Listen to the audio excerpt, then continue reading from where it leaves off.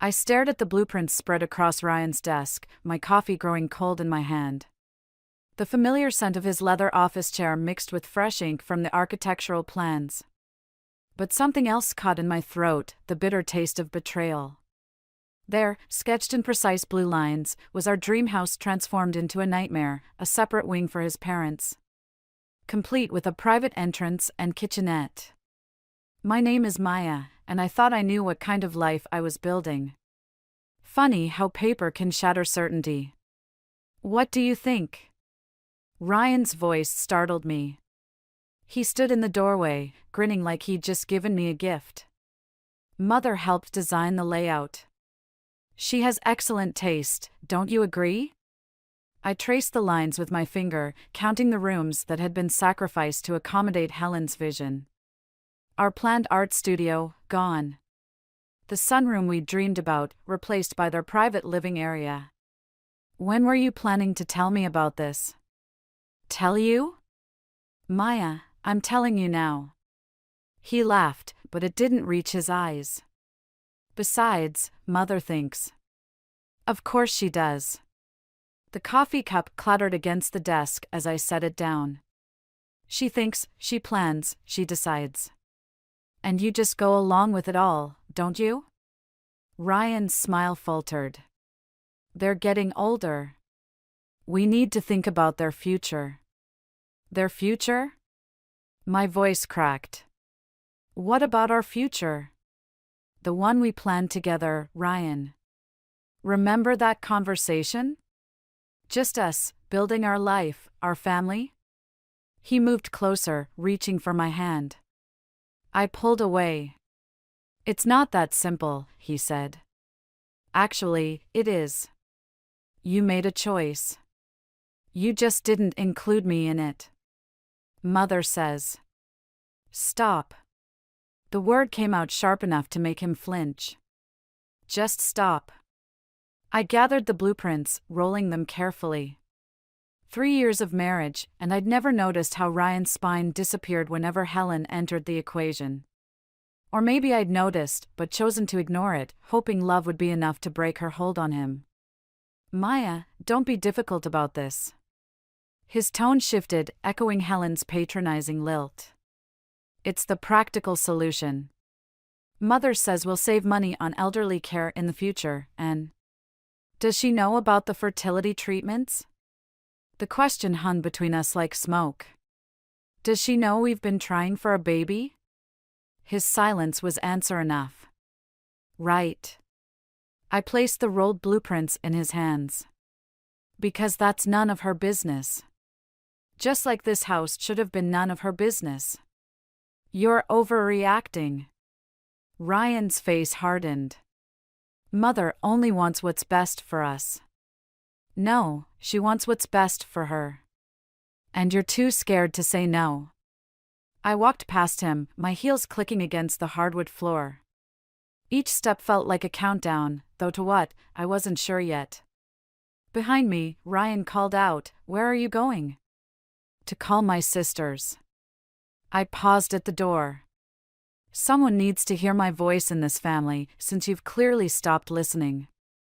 As I left his office, my phone buzzed with a text from Helen. Darling, I hope Ryan showed you the plans. I've already contacted the contractors. Isn't it exciting? I stared at the message, a cold clarity washing over me. She'd planned this perfectly, the announcement, the contractors, the timing. She'd orchestrated every detail, knowing Ryan would fold like a house of cards. Well, Helen Carter was about to learn that not everyone in this family danced to her tune. I opened my contacts and called Emma, my eldest sister. Hey, I said when she answered. Remember when you said I'd eventually have to choose between my marriage and my self-respect? Oh, Maya. Emma's voice softened with understanding. What did they do? They're about to learn exactly what happens when you push someone too far. I stepped into the elevator, watching the doors close on my old life. Want to help me plan a little revenge? The dining room gleamed with Helen's signature perfection, crystal glasses catching light, silverware aligned with military precision. I watched her arrange fresh-cut roses in the centerpiece, each stem positioned just so, while her words sliced through the air like paper cuts. Maya, darling, I noticed you've been rather quiet about the house plans. Surely you see how perfect the arrangement will be? Ryan tells me you're still trying for a baby, having experienced hands nearby will be invaluable. My fork scraped against bone china. Across the table, Emma's eyes widened at Helen's calculated strike. Even Chloe, usually quick with a retort, held her breath. Actually, Helen, I prefer to keep our fertility journey private. I smiled, matching her saccharine tone. But thank you for your concern. Ryan cleared his throat. Mother means well, Maya. Of course she does. I cut into my meat with precise movements. Just like she meant well when she rearranged our wedding seating chart without asking. Or when she redecorated our guest room while we were on vacation. Paul Carter studied his wine glass, a familiar retreat. Helen's laugh tinkled like breaking glass. Oh, you're still upset about that? I simply saw an opportunity to improve things. The room looks much better now, doesn't it, Ryan? It does look nice, Ryan mumbled. Chloe's fork clattered against her plate. Funny, I remember Maya mentioning she was planning to turn that room into a nursery. Helen's smile never wavered. Well, with the new house plans, we'll have plenty of room for everything. I've already selected the perfect shade of yellow for the nursery walls. Gender neutral, of course. My chest tightened. I felt Emma's foot press against mine under the table, a silent signal of support. Yellow? I set down my knife. That's interesting, considering Ryan and I hadn't discussed nursery colors yet. With anyone. Mother has excellent taste, Ryan interjected. She's only trying to help. Help? The word tasted bitter. Like moving into our home without discussing it with me first? That kind of help? Silence dropped like a curtain. Helen dabbed her lips with her napkin, every movement calculated. Ryan, darling, you did tell Maya about our discussion, didn't you? Discussion? I turned to my husband. What discussion? Ryan's face flushed. I was going to mention it. Mother suggested we could help with the mortgage payments if they move in immediately, Helen finished, triumph glinting in her eyes. The contractors can start next week. We'll need to pack quickly, of course, but I'm sure you understand the urgency. The room spun. Next week. They'd planned it all, the renovations, the move, my future, without a single word to me. Maya? Emma's voice carried a warning. My hands were shaking. I stood, my chair scraping against hardwood. Excuse me. I need some air. Don't be dramatic, dear. Helen's voice followed me. This is what family does. We take care of each other. I turned back, meeting her gaze. Is that what this is, Helen? Taking care of family? Or making sure you never lose control of your son? Maya! Ryan stood, his face darkening. Apologize to Mother. Chloe jumped up. Apologize? Are you kidding me? Stay out of this, Ryan snapped. Or what? Chloe challenged. You'll let your mother handle it? I walked out, leaving chaos erupting behind me. In the kitchen, I gripped the counter, breathing deeply. Footsteps approached, Emma's measured tread. You okay? No. I laughed, the sound hollow. But I'm done pretending to be. What are you going to do? Through the kitchen window, I watched Helen's car in our driveway, already taking up space, already claiming territory. Remember that lawyer you mentioned? The one who handled your friend's divorce? Emma's intake of breath was sharp. Maya. I need her number. I turned to face my sister. And I need you to help me move some things out of the house. Tonight. You're sure? From the dining room, I heard Helen's voice rising. Ryan, darling, you need to control your wife's outbursts.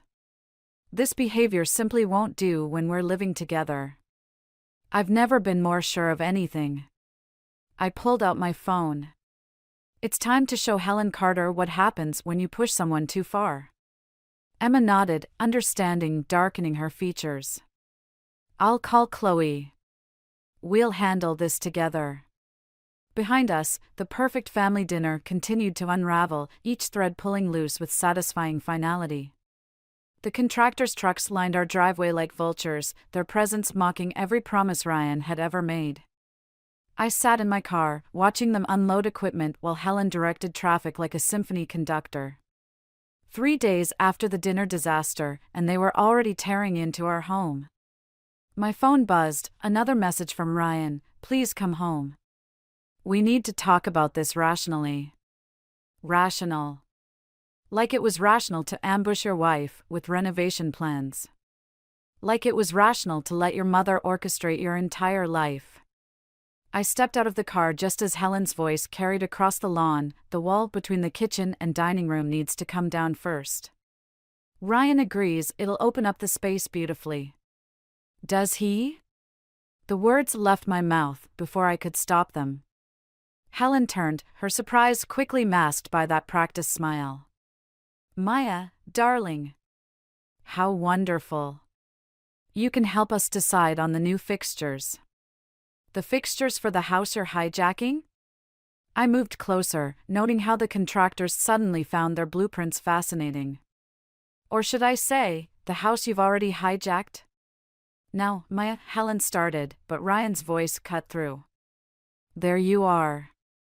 He emerged from the garage, tension visible in his shoulders. Where have you been? I've been calling all morning. Consulting a lawyer. The words dropped like stones into still water. Helen's smile flickered. Ryan's face drained of color. Don't be ridiculous, Helen recovered first. Ryan, tell her she's being ridiculous. But Ryan just stared at me, something like fear creeping into his eyes. Maya, whatever you're thinking. I'm thinking I just heard you through the bedroom window last night. My voice stayed steady, even as my hands shook. You and your mother, planning my life away while I was supposedly asleep. Helen's composure cracked. You were eavesdropping? I was in my own bedroom. But please. Tell me again how I'm getting that promotion at work, the one you convinced Ryan I shouldn't take because it might interfere with having children? Ryan stepped forward. That's not what. Or maybe explain how you've already enrolled us in your country club, using our joint account? I pulled out my phone, showing the bank statement. Funny, I don't remember agreeing to that either. A gift, Helen snapped. For both of you. Ryan understands the importance of maintaining certain social connections. Ryan understands whatever you tell him to understand. That's enough. Ryan's voice cracked like a whip. Mother, please give us a minute. Helen hesitated, clearly unused to being dismissed. Darling. Please. She retreated, but not before shooting me a look that promised consequences. The contractors suddenly remembered urgent tasks elsewhere. Maya, Ryan's voice softened. You're upset, I get it. But this is what families do, they support each other, they stay together. No, Ryan. This is what your mother does. She controls, she manipulates, and you let her. She loves us. She loves controlling us. I met his gaze. When was the last time you made a decision without consulting her first? His silence answered for him. The fertility treatments, I pressed on. Did you tell her how you've been skipping appointments? How you've been sabotaging our chances because she thinks we should wait until she moves in? Ryan paled. How did you? Dr. Patterson called yesterday. She was concerned about your cancellations. My throat tightened. 3 years, Ryan. 3 years I've been trying to build a family with you, while you've been building a prison with her. It's not like that. He reached for me, but I stepped back. Mother just wants. Stop. The word came out like a bullet. Just stop saying what she wants. What do you want, Ryan? Do you even know anymore? Behind him, Helen watched from the window, her shadow falling across the lawn like a stain. Ryan's face crumpled, then hardened, a transformation I'd seen too many times before. I want you to stop fighting this, he said finally. Mother knows what's best for us. I nodded slowly, something breaking and reforming inside me. Goodbye, Ryan. Maya. The lawyer will contact you tomorrow. I turned away, my steps steady. I hope someday you realize what you lost, and who made you lose it. His voice followed me, weak and uncertain. What are you doing? What you never could, I called back. I'm choosing myself. The contractor's hammers began their symphony of destruction as I drove away, leaving behind the ruins of a life I'd thought was mine. Emma's spare bedroom felt like a confessional, scattered with remnants of my married life, photo albums, wedding gifts. The vintage jewelry box Ryan gave me on our first anniversary. Each item carried the weight of memories I couldn't quite bring myself to discard. My phone lit up with another message from Paul Carter. Maya, please call me. There are things you need to know. I stared at the text, remembering all the times Paul had stayed silent. All the family dinners where he'd retreated behind his newspaper while Helen orchestrated her schemes. Why speak up now? The doorbell rang. Through the window, I spotted Ryan's car idling in the driveway. Don't answer it, Chloe called from the hallway. He's tried this at my place twice already. But something in me needed to face him. I opened the door to find Ryan clutching a familiar leather-bound book, our wedding album. You left this, he said softly. I left a lot of things. He shifted, uncomfortable in a way I'd never seen before. Father wants to talk to you. I saw his message. It's about Mother. Ryan's voice cracked slightly. About what she did to his first wife. The world tilted sideways. His what? Please, Maya. Just talk to him. 20 minutes later, I sat across from Paul Carter in a coffee shop downtown, watching him methodically shred a paper napkin. Helen wasn't my first wife, he began, eyes fixed on the growing pile of paper strips. Caroline and I were married for 3 years before I met Helen. She was different. Independent, like you. My coffee grew cold as Paul's story unfolded. How Helen had started as his secretary, how she'd slowly infiltrated their lives, offering to help when Caroline got sick. How she'd taken over their finances, their medical decisions, their future plans. By the time I realized what was happening, Caroline had signed everything over to Helen's care. The house, the accounts. Even her life insurance. Paul's hands trembled. She died thinking she was protecting me, ensuring I'd be taken care of. And you married Helen. 6 months later. His shame filled the space between us. I told myself it was grief, that I needed someone to help me through it. But Helen. She'd planned it all, every detail. Why are you telling me this now? Paul finally met my gaze. Because yesterday, I found these in Helen's study. He slid a folder across the table. Inside were printouts of my medical records, fertility clinic appointments, bank statements. And something else, documentation for a trust fund in Ryan's name, accessible only if he remained married and living with his parents. She's been tracking everything, Paul whispered.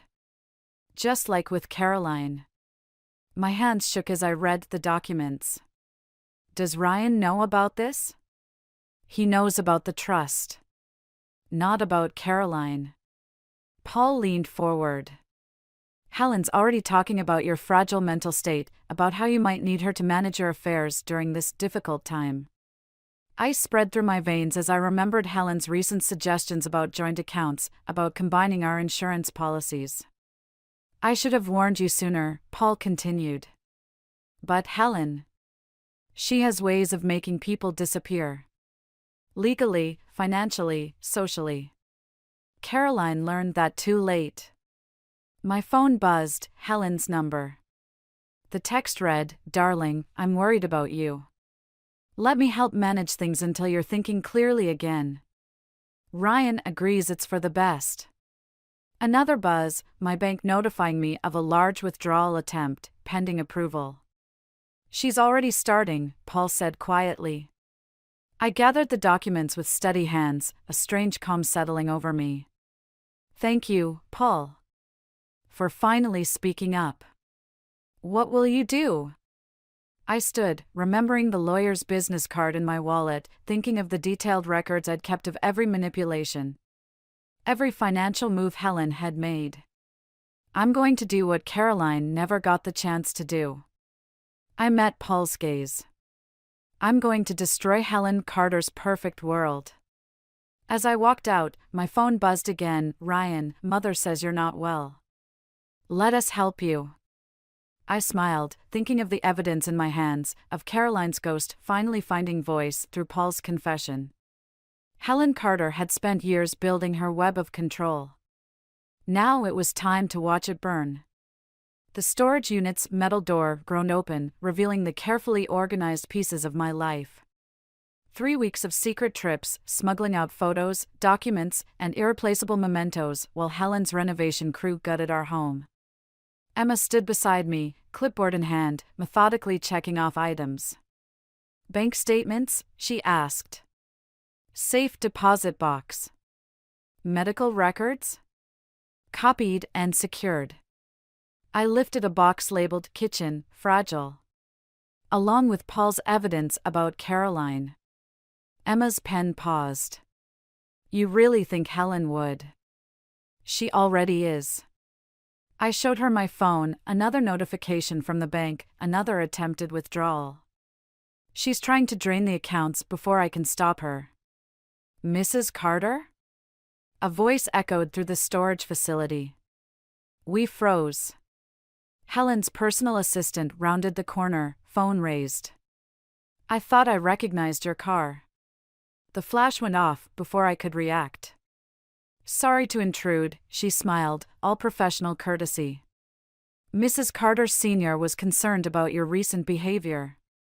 Just documenting for the family's peace of mind." She retreated, heels clicking against concrete, damage already done. "Maya." Emma's voice carried warning. "What just happened?" My phone buzzed. "Helen, darling, moving things without telling anyone?" "Ryan's so worried. Perhaps we should discuss power of attorney until you're feeling more stable." Another buzz. "Ryan, Mother's right. You're not thinking clearly. Let us help." "She's building a case," I whispered, the reality hitting like ice water. "Just like with Caroline. Making me look unstable, paranoid." "Then we move faster." Emma grabbed another box. "Chloe's meeting us at the lawyer's office in an hour." The drive downtown felt like crossing enemy territory. Every red light brought another text, another attempt to access my accounts. Helen's web tightening with each passing minute. In the lawyer's parking lot, Ryan waited, looking lost without Helen orchestrating his movements. "Maya, please." He stepped forward. "Whatever you're planning." "How's the trust fund, Ryan?" His face paled. "The one you get if you stay under Mommy's control?" "It's not like that." "Then what's it like?" "Explain it to me. Explain why you let her track my medical records, my bank accounts, my entire life." "She's protecting us." "Like she protected Caroline?" The name hit him like a slap. "What are you talking about?" "Ask your father." I moved past him, Emma flanking me. Better yet, ask Helen about her first victim. Maya! His voice cracked. Don't do this. We can fix things. I turned back, seeing the boy Helen had shaped, the man he'd never become. No, Ryan. You can't fix this, because you can't even see what's broken. Inside, Chloe waited with the lawyer, documents spread across the conference table. My phone buzzed again. Helen had escalated to calling mutual friends, expressing her concerns about my mental state. She's moving fast, the lawyer observed, reviewing Paul's evidence. But so are we. I signed paper after paper, each signature a brick in the wall between me and Helen's influence. Restraining orders, financial protections, medical directives explicitly banning Helen from any involvement. One last thing. The lawyer slid forward a final document. Your resignation letter. My hand hesitated over the paper. The marketing firm had been my sanctuary, my achievement independent of the Carters. Helen's already called them, Chloe said quietly. Expressed concerns about your stability, your ability to handle client accounts. Of course she had. Helen Carter left no stone unturned, no escape route unclosed. I signed, feeling something break and reform inside me. What now? Now? The lawyer gathered the documents. Now we let Helen think she's winning. While we prepare to take everything. My phone lit up with a final message from Helen. The contractors need your input on the nursery colors. Though given your current state, perhaps it's best if I make these decisions. Ryan agrees. I placed my phone face down, thinking of Caroline, of all the women Helen had crushed beneath her perfect facade. No more decisions, Helen, I whispered. No more control. The war was starting, and this time, Helen Carter wouldn't see the strike coming until it was too late. The moving trucks arrived at dawn, Helen's army of workers swarming our half-renovated house like ants. I watched from Emma's car as they carried in furniture I'd never seen, arranging Helen's life over the ashes of mine. You don't have to be here, Emma said softly. Yes, I do. Helen emerged from her Mercedes, directing traffic with imperial efficiency. Ryan trailed behind her, carrying a box labeled family photos, photos I knew wouldn't include me. My phone buzzed, a message from my lawyer, documents ready. Waiting for your signal. I stepped out of the car just as Helen was instructing someone about placement of her antique mirror. She spotted me in its reflection, her smile spreading like a crack in glass. Maya, darling. We were so worried. She glided forward, arms outstretched. The doctors said you might try something rash. Doctors? The ones we consulted about your condition. Her voice carried just far enough for the workers to hear. Don't worry, we've handled everything. Ryan wouldn't meet my eyes. Mother's right. You need help. Like Caroline needed help? Helen's smile flickered. Ryan, darling, take those boxes inside. Maya and I need to talk. Once Ryan was gone, Helen's mask slipped. You've been quite troublesome lately. I learned from the best. Did you really think you could win? She produced a folder. Your medical records show a history of anxiety. Your recent behavior suggests paranoid tendencies. The bank has concerns about your financial decisions. All carefully orchestrated by you. I protect what's mine. Her eyes hardened. Ryan is mine. This house is mine. Your sad little attempts at independence are finished. Like you finished Caroline? The name hit harder this time. Helen stepped closer, voice dropping to a whisper. Paul should have kept his mouth shut. But it doesn't matter. No one believed Caroline either. Maya? Ryan called from the doorway. Mother, is everything okay? Perfect, darling. Helen's smile returned. Maya was just leaving. For good this time. I looked at Ryan, seeing the boy who'd once promised to love me, now just another piece in Helen's collection. Was any of it real? His eyes flickered with something, regret, maybe fear. But Helen cleared her throat, and he straightened. Mother knows best. Yes, I said quietly. She certainly does. I pulled out my phone, pressed send on a pre-written message. Seconds later, Helen's phone chimed. She checked it, frowning. What is this? Check your email. I watched her face as she read. Every manipulation documented. Every financial move tracked. Every conversation recorded. Including what you just said about Caroline. The color drained from her face. You wouldn't dare. The police have copies. So do the medical board and banking regulators. And Caroline's family. Mother? Ryan moved closer, uncertain. 1 hour, I said. That's how long you have before I release everything to the media. Helen's composure cracked. You stupid girl. I'll destroy you. Like you destroyed Caroline? That would be harder now. I nodded toward the street, where Paul sat in his car, watching. Your husband's testimony might complicate things. Paul would never. He already has. I stepped back. 1 hour, Helen. Tick-tock. I turned away, her threats following me like shadows. But halfway to Emma's car, Ryan caught my arm. Maya, please. Whatever you're doing. Check your trust fund, Ryan. I pulled free. See if it's worth the price of your soul. Helen's voice rose behind us, sharp with panic. Ryan. Get back here now. He hesitated, torn between two worlds. For a moment, I saw the man he could have been, the life we might have had.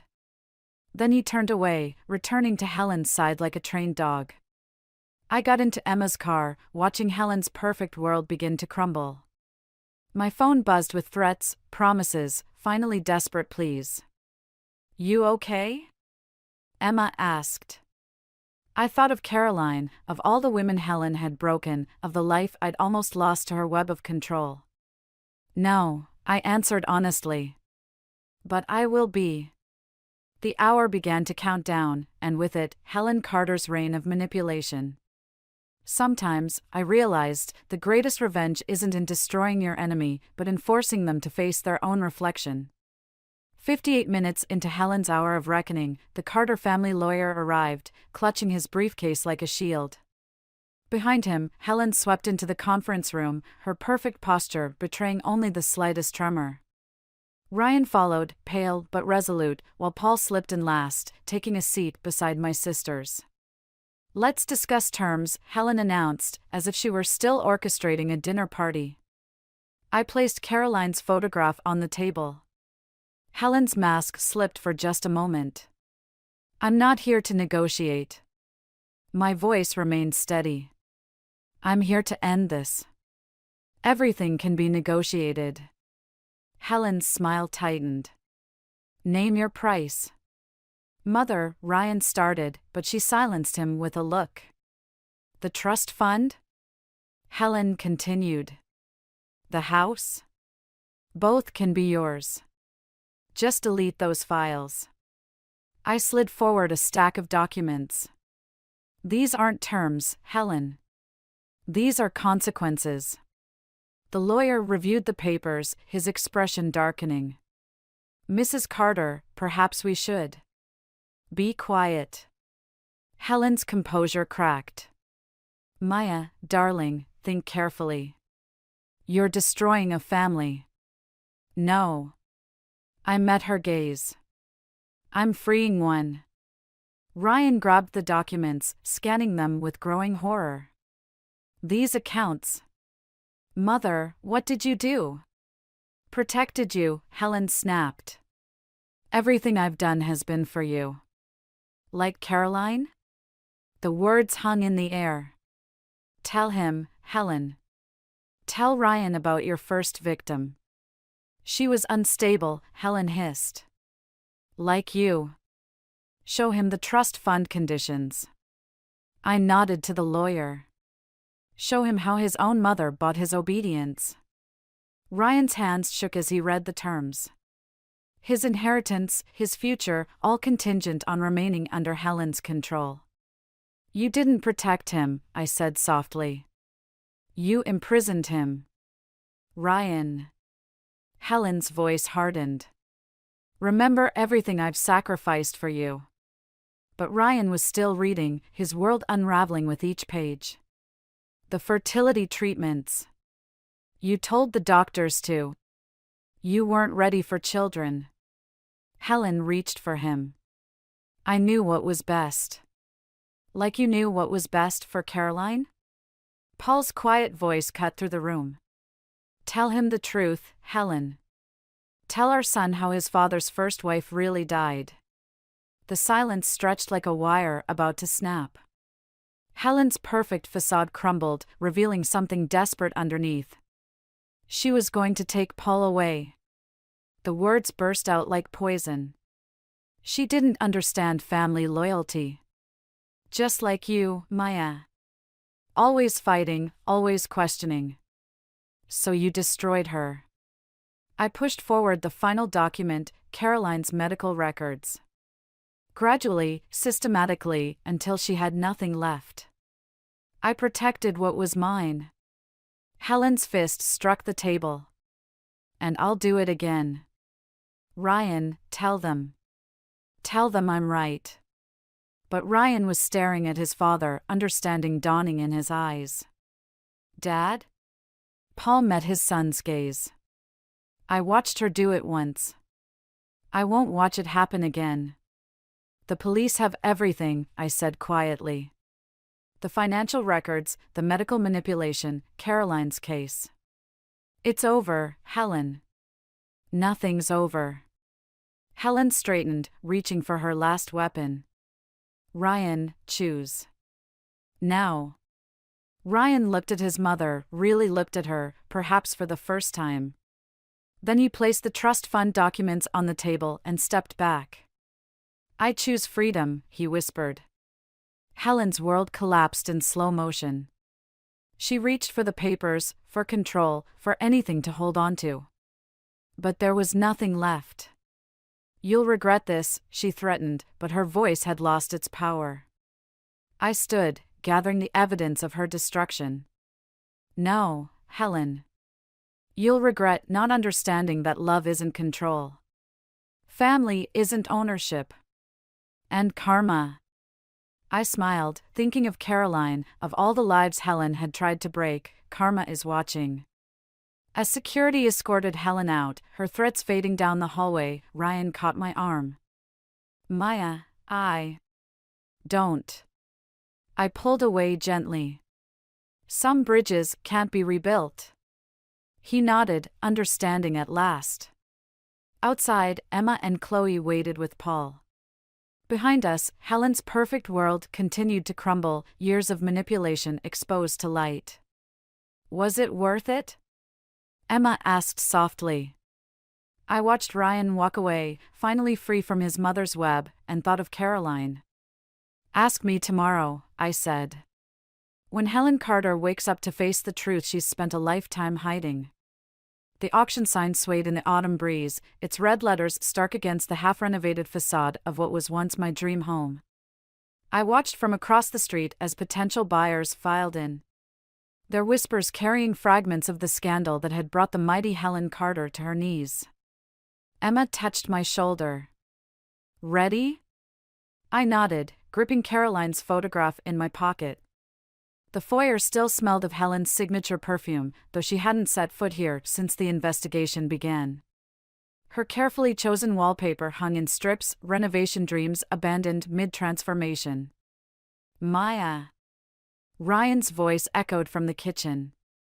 He looked smaller somehow, without Helen's shadow looming over him. I didn't expect you today. I came to return something. I placed a small key on the marble counter, the one Helen had given me on my wedding day. And to deliver this, I handed him Caroline's photograph. He studied it, his fingers tracing the edge of the frame. "She looks happy here," he said quietly. "She was. Before your mother decided she was a threat." I moved toward the window, watching another group of buyers arrive. "The house goes to auction tomorrow. Mother's under house arrest. The investigation." He swallowed hard. "They found others. Before Caroline." Of course they had. Helen Carter's web of destruction stretched back decades, each thread carefully woven and now finally unraveled. "The trust fund's gone," Ryan continued. "Everything she controlled, everything she built. Everything she stole," I corrected gently. He nodded, defeat etched in his features. "I keep asking myself when I lost my way. When I became what she wanted instead of who I was. The question isn't when you lost your way."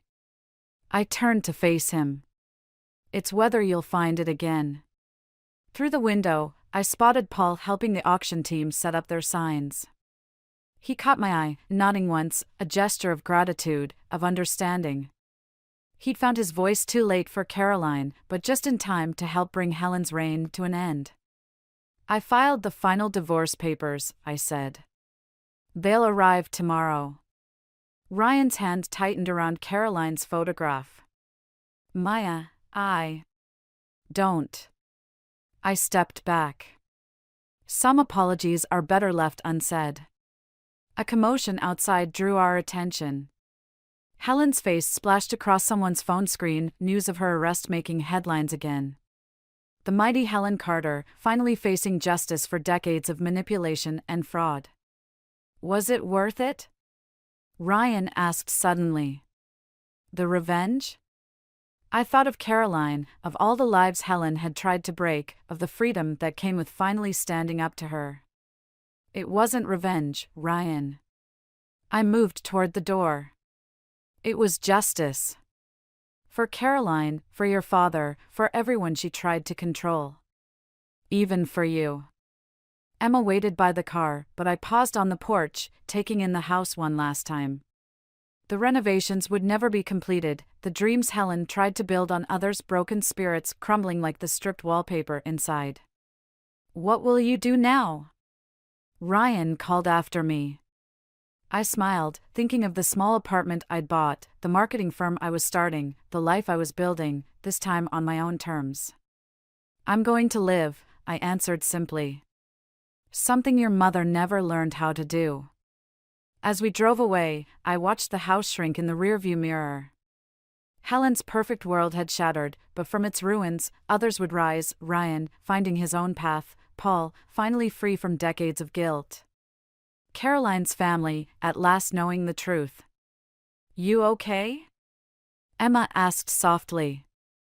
I touched the empty spot where my wedding ring used to be, feeling lighter than I had in years. You know what, Em? I really am. The auction sign grew smaller behind us, its red letters fading into the distance. Sometimes, I realized, the greatest victory isn't in destroying your enemy's world, but in building your own, brick by brick, choice by choice. Free from the shadows of those who would cage you in their own fears. Helen Carter had spent a lifetime collecting broken spirits. In the end, it was her own spirit that shattered, leaving others to finally spread their wings and fly.